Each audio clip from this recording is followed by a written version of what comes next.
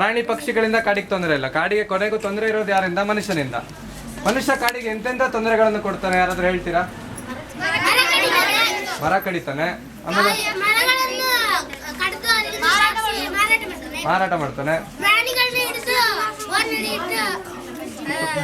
ಬೇಟೆ ಆಡ್ತಾನೆ ಪ್ರಾಣಿಗಳನ್ನ. ಆಮೇಲೆ ಹುಲ್ಲು ಬೆಳಿಲಿ ಅಂತ ಬೆಂಕಿ ಹಾಕ್ತಾನೆ ಕಾಡಿಗೆ, ಹೊಸ ಹುಲ್ಲು ಬರಲಿ ಅಂತೇಳಿ. ಇಂಥದ್ದೆಲ್ಲ ಮಾಡ್ತಾರಲ್ವಾ. ಸುಮ್ಮನೆ ಹೋದಾಗ ಕಸ ಎಸಿತಾರೆ, ಸಿಗರೇಟ್ ಬೀಡಿ ಸೇದ್ಬಿಟ್ಟು ಎಸಿತಾರೆ, ಗಣಿಗಾರಿಕೆ ಮಾಡ್ತಾರೆ. Very good. ಇಂಥದ್ದೆಲ್ಲ ಮಾಡಿ ಸುಮಾರು ತೊಂದರೆ ಕೊಡ್ತಾರಲ್ವಾ ಕಾಡಿಗೆ. ಅದರಲ್ಲಿ ಕಾಡಿಗೆ ಬೆಂಕಿ ಬಿದ್ರಂತೂ ಬಹಳ ನಷ್ಟ ಅಲ್ವಾ. ಮತ್ತೆ ಹೊಸದು ಏನು ಬರೋದಿಲ್ಲ, ಹಕ್ಕಿಗಳೆಲ್ಲ ಸಾಯ್ತವೆ, ಪ್ರಾಣಿಗಳೆಲ್ಲ ಸಾಯ್ತವೆ, ತುಂಬಾ ತೊಂದರೆ ಆಗ್ತವೆ. ಈ ಕಾಡಿಗೆ ಬೆಂಕಿ ಬೀಳೋದನ್ನ ತಪ್ಪಿಸೋಕೆ ನಾವೇನ್ ಮಾಡ್ಬೋದು? ಈಗ ಕಾಡಿಗೆ ಇಲ್ಲೆಲ್ಲರೂ ಸುತ್ತಮುತ್ತ ಕಾಡಿಗೆ ನೀವು ಬೆಂಕಿ ಬಿದ್ದಿದೆ ಅಂತ ನೋಡ್ತೀರಾ, ಕೇಳ್ತೀರಾ, ಇಲ್ಲ ನೀವೇ ಕಣ್ಣಾರೆ ನೋಡ್ತೀರಾ. ಅವಾಗ ನೀವೇನ್ ಮಾಡ್ಬೋದು? ನೀರ್ ಹಾಕೋದು ಕಷ್ಟ ಅಲ್ವಾ?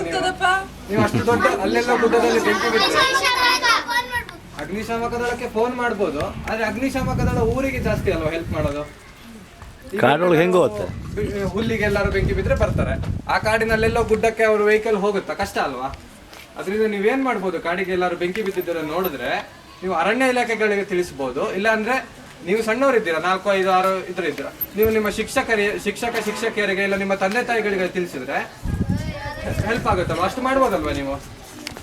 ಖಂಡಿತ ಮಾಡ್ತೀರಾ? ಇವಾಗ